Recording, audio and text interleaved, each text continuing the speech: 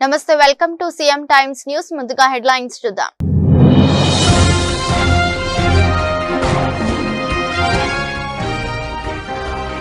మార్కాపురం రానున్న ఉప ముఖ్యమంత్రి పవన్ కళ్యాణ్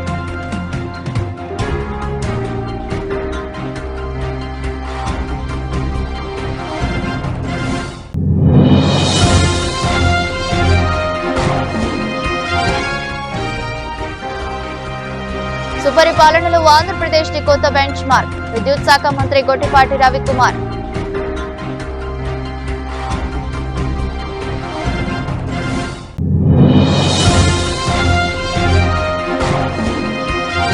నియోజకవర్గంలోని టీడీపీ నాయకులతో సమావేశమైన ఎమ్మెల్యే బిఎన్ విజయ్ కుమార్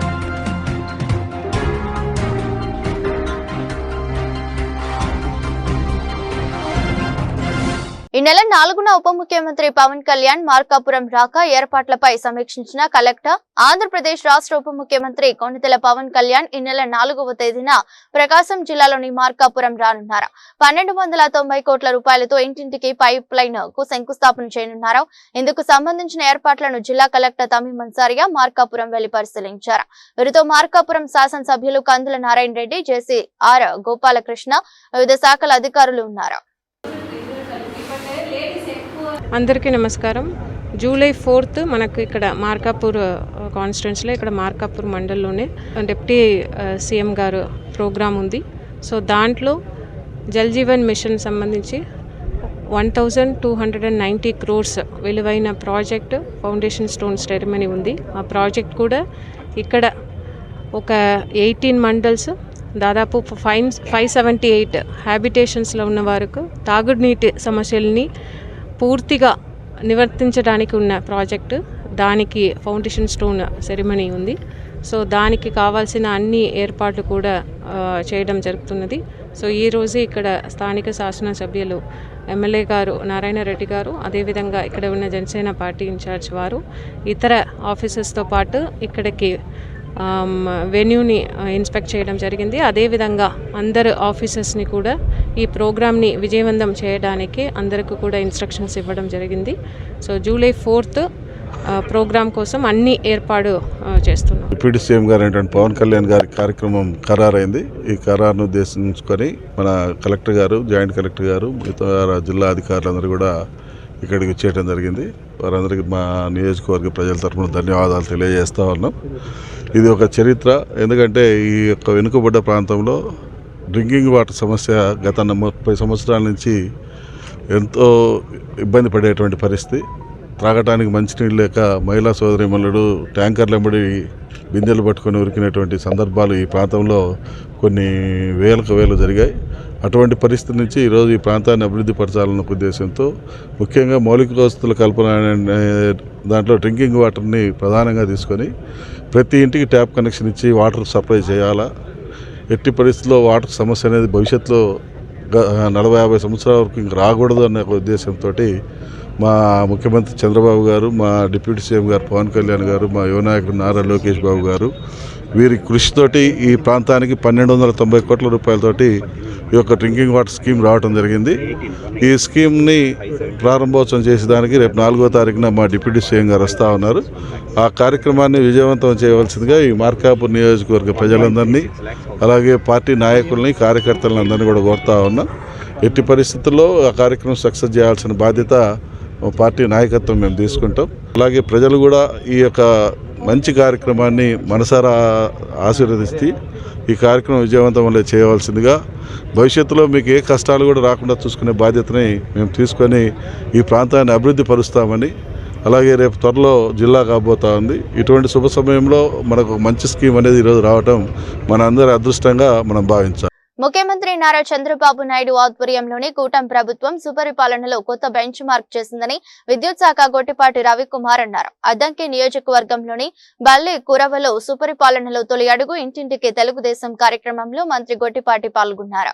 ఈ సందర్భంగా ఎన్టీఆర్ విగ్రహంకు పూలమాలలు వేశారు. అనంతరం సిఎస్ఆర్ నిధులతో చిరు వ్యాపారులకు 16 తోపుడు బండ్లు, దివ్యాంగులకు 8 స్కూటీలను అందజేశారు. ఎస్సీ, బీసీ కాలనీలతో పాటు మండల పరిధిలోని పలు ప్రాంతాల్లో మంత్రి పర్యటించారు. ఈ సందర్భంగా మాట్లాడుతూ కూటమి ప్రభుత్వం ఏర్పడిన 15 నెలల కాలంలో అందించిన సంక్షేమ పథకాల సమాచారాన్ని ప్రజలకు వివరించారు. పలువురు మహిళలతో మాట్లాడి పథకాలు అమలు తీరును అడిగి తెలుసుకున్నారు. సంక్షేమ పథకాలు అమలులో ఏవైనా చిన్న సమస్యలు ఉంటే వెంటనే పరిష్కరించి లబ్ధిదారులకు సత్వర న్యాయం చేయాలని అధికారులను మంత్రి గొట్టిపాటి రవికుమార్ ఆదేశించారు. బలిగూరులో ప్రారంభించుకున్నాం. ఇవాళ గ్రామంలో ఎస్సీ కాలనీ కానీ మన ఓసీ ఏరియాలో కానీ అన్ని చోట్ల కూడా తిరిగాము. అన్ని ఇళ్లకు కూడా వెళ్ళి మనం చేసే కార్యక్రమాలన్నీ కూడా చెప్పడం జరిగింది. ముఖ్యంగా మనం ఈ ప్రభుత్వం వచ్చి 1 సంవత్సరం 3 నెలలు అయింది. అయిన తర్వాత గడిచిన ప్రభుత్వం 5 సంవత్సరాలు ఒక్కసారి పరిపాలన చేయడం వల్ల ఏ విధంగా ఈ రాష్ట్ర ప్రజలు నష్టపోయారో మనందరికీ తెలియదు కాదు. ఇవాళ మనం ప్రభుత్వం వచ్చిన అధికారంలోకి వచ్చినమ్మంటే పెన్షన్స్ పెంచాం చాలా పెద్ద ఎత్తున. 3,000 రూపాయల పెన్షన్ ఒకేసారి 4,000 పెంచడం కానీ, కొంతమంది దివ్యాంగులకి 3,000 ఉన్న పెన్షన్ 6,000 చేయడం కానీ, కొంతమంది 10,000 రూపాయల పెన్షన్ ఇవ్వడం కానీ, కొంతమందికి పూర్తిగా మంచంలో ఉండి ఇబ్బంది పడుతుంటే వాళ్ళకి 15,000 ఇవ్వడం కానీ, ఇవన్నీ కార్యక్రమాలు కూడా మనం చేశాం. నాకు తెలిసి దేశంలో ఎక్కడ ఇవ్వనన్ని పెన్షన్లు, ఎక్కడ ఇవ్వనంత డబ్బు ఒక తెలుగుదేశం ప్రభుత్వం ఆంధ్ర రాష్ట్రంలో మాత్రమే ఇస్తుందని చెప్పడంలో ఏమాత్రం కూడా సందేహం లేదు. అదేవిధంగా మనం తల్లికి వందనం కార్యక్రమం ద్వారా ప్రతి ఇంట్లో పిల్లలు ఎంతమంది ఉంటే అంతమందికి, ఇందాక నేను అడిగితే మా ఇంట్లో 3 పిల్లలు ఉన్నారు, 3 పడిందని చెప్పింది అనమాట. ఒకరి ఇంట్లో 2 ఉంటే 2 పడింది అంటారు. ఒకరింట్లో ఒక పిల్లడు చదువుతుంటే వాళ్ళకి పడింది అంటారు. దాదాపు గత ప్రభుత్వం 42 లక్షలు 43 లక్షల మందికి ఇస్తే మన ప్రభుత్వం వచ్చిన తర్వాత 67 లక్షల మందికి ఈ కార్యక్రమం ద్వారా పిల్లలందరూ కూడా చదువుకోవడానికి ఇవ్వడం జరిగింది. నాణ్యమైన యూనిఫామ్, బొమ్మలు రంగులు పిచ్చి లేకుండా పిల్లలు స్కూల్ పిల్లలు ఏ విధంగా బడికి వెళ్లాలో అదే విధంగా వాళ్ళకి మంచి యూనిఫాము, మంచి పుస్తకాలు, మంచి బ్యాగులు, స్కూల్ బెల్ట్ ఇట్లాంటివన్నీ కూడా నాణ్యంగా ఇవ్వడం జరుగుతుంది. మళ్ళీ మనం వాళ్ళ అన్నా క్యాంటీన్లు మూసేస్తే మనం మొత్తం కూడా అన్నా క్యాంటీన్లు తెరిపించడం జరిగింది. ఇట్లా ఎన్ని కార్యక్రమాలు ఉన్నాయో అన్ని కూడా తొందరలోనే మళ్ళీ రైతులకు ఇచ్చే కార్యక్రమం కూడా తొందరగా చేస్తాము. అది కూడా తొందరగా చేస్తాం. అది కాకుండా మన ఆ రోజు ఏదైతే యువకులకు అందరూ కూడా ఉద్యోగాలు లేవు, ఇబ్బందిగా ఉందని చెప్పారో ఆ రోజు లోకేష్ గారు పాదయాత్ర చేస్తా ప్రభుత్వం వచ్చిన అధికారం వచ్చిన వెంబటే డిఎస్సీ ప్రకటిస్తా ఉన్నారు. 16,300 ఉద్యోగాలు తొందరలోనే నోటిఫికేషన్ ఇచ్చి మళ్ళీ తొందరలోనే వాళ్ళందరూ కూడా ఉద్యోగాలు భర్తీ చేయడం జరిగింది. అదేవిధంగా ప్రైవేట్ ఉద్యోగాలు కూడా దాదాపు 20 లక్షల ఉద్యోగాలు ఇవ్వాలి. రాష్ట్రంలో యువత చాలా మంది చదువుకుంటారనే ఉద్దేశంతో ఆ దశగా కూడా ప్రయాణం చేస్తున్నాం. ఎక్కువ మంది వ్యాపారస్తులు వ్యాపారం పెట్టుకుంటాననుకుంటే అనంతపురం జిల్లాలో కానీ చుట్టుపక్కల జిల్లాలో అందరినీ కూడా రమ్మని ఆహ్వానిస్తున్నాం. ఎందుకంటే గడిచిన ప్రభుత్వం వేధింపులకు చాలా మంది పారిపోయారు ఈ రాష్ట్రం వదిలి. వాళ్ళందరినీ మళ్ళీ నమ్మకం కలిగించి మళ్ళీ నమ్మకంతో తీసుకొచ్చి మళ్ళీ పెట్టుబడులు పెట్టించి మన రాష్ట్రం కూడా మిగతా రాష్ట్రాలు పక్కన ఉన్న తమిళనాడు, కర్ణాటక, తెలంగాణ రాష్ట్రాలతో పోటీ పడే విధంగా చేస్తున్నాం. ముఖ్యంగా మన డిపార్ట్మెంట్ అగ్రికల్చర్కి వచ్చేటోళ్ళకి అగ్రికల్చర్ కనెక్షన్లు అడిగారు ఇందాక, వ్యవసాయ కనెక్షన్లు అన్ని కూడా తొందరగా చేస్తానని చెప్పి కూడా సభాముఖంగా మీ అందరికీ తెలియజేసుకుంటూ నేను ఒకటే చెప్పేది ఏంటంటే మళ్ళీ మనకి ఇక్కడ బ్రిడ్జ్ కూడా వల్లాపల్లి ఇక్కడ బ్రిడ్జ్ కూడా శాంక్షన్ చేయించాం. 4 రోజులు వచ్చి కాలమేళ బ్రిడ్జ్ కూడా 2 కోట్ల రూపాయలు శాంక్షన్ చేశాం. అది కాకుండా మన మండలంలో చెన్నుపల్లి దగ్గర నుంచి రోడ్డు గడిచిన 10 సంవత్సరాల నుంచి చండాలంగా ఉంది. ఇప్పుడు 4 కోట్ల రూపాయలతో అది కూడా శాంక్షన్ చేయించి ఒక 10 రోజుల్లో అది కూడా ఓపెనింగ్ పెట్టుకుంటాం. ఇట్లాంటి అన్ని కార్యక్రమాలు దాదాపు ఇప్పటికీ 50 కోట్ల రూపాయలకి రోడ్లు వేసాం. మనం ఒక రోడ్లోనే 50 కోట్ల రూపాయలు ఖర్చు పెట్టాము. మళ్ళీ గ్యాస్ ఇస్తున్నాం. ఇందాక నేను చాలా మందిని అడిగా గ్యాస్ పడుతుందని, అందరూ కూడా పడుతున్నారు. ఎక్కడన్నా ఒకటి ఉంటే ఎంఆర్ఓ గారికి చెప్పాను. చిన్న కారణాల వల్ల ఉంటే అది కూడా తొందరగా చెప్పమని చెప్పాను. అది కూడా తొందరలోనే అన్ని కంప్లీట్ చేస్తాం. మన అధికారులు ఏం చేయాలంటే ఖచ్చితంగా ప్రభుత్వం ఇచ్చే పథకాలన్నీ కూడా ప్రజలకి చేరుతున్నాయా లేదనేది మండలంలో అధికారులు కానీ జిల్లా అధికారులు కానీ మన అధికారులందరూ కూడా ప్రతిసారి కూడా చెక్ చేసుకుంటా ఉండాలి. ఎందుకంటే ప్రభుత్వం ఎంతో డబ్బులు ఖర్చు పెట్టి పథకాలు ఇవ్వాలని ప్రజలకు వెళ్లాలనే ఉద్దేశంతో ఆ రోజు మనం ఎలక్షన్ అప్పుడు ఏదైతే మాట ఇచ్చామో ఆ మాట ప్రకారం మనం అన్ని కూడా చేస్తా ఉన్నాం. ఆ పథకాలు ప్రజలకు వెళ్ళకపోతే దానికి ఉపయోగం లేదు. అధికారులు, గ్రామ సెక్రటరీలు కానీ అందరూ కూడా, ఎందుకంటే ప్రతి గ్రామంలో సచివాలయం ఉంది, ఉద్యోగస్తులు ఉన్నారు, మండలాఫీసులు ఉన్నాయి, అన్ని ఉన్నాయి, ఉద్యోగ వ్యవస్థ అంతా ఉంది. దాన్ని ప్రజలకు వెళ్లే విధంగా చూసుకోవాల్సిన బాధ్యత ఉద్యోగస్తులని చెప్పి మరొకసారి తెలియజేసుకుంటూ నాకు మళ్ళీ మన మార్కెట్ యార్డ్ చైర్మన్ ప్రమాణ స్వీకారం ఉంది కనుక తొందరలో నేను కూడా వెళ్లాల్సి వస్తుంది, వెళ్తున్నాను. ఓకేనా?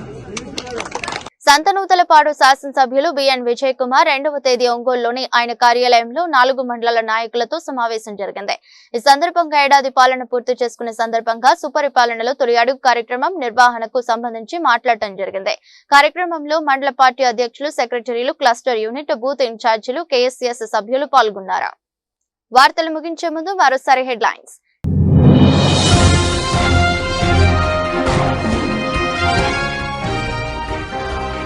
మార్కాపురం రానున్న ఉప ముఖ్యమంత్రి పవన్ కళ్యాణ్.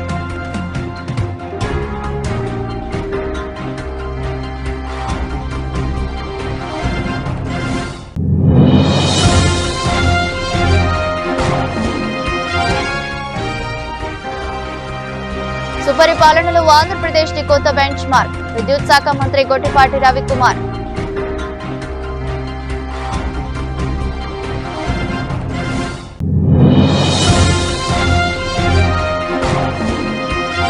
నియోజకవర్గంలోని టీడీపీ నాయకులతో సమావేశమైన ఎమ్మెల్యే బిఎన్ విజయ్ కుమార్.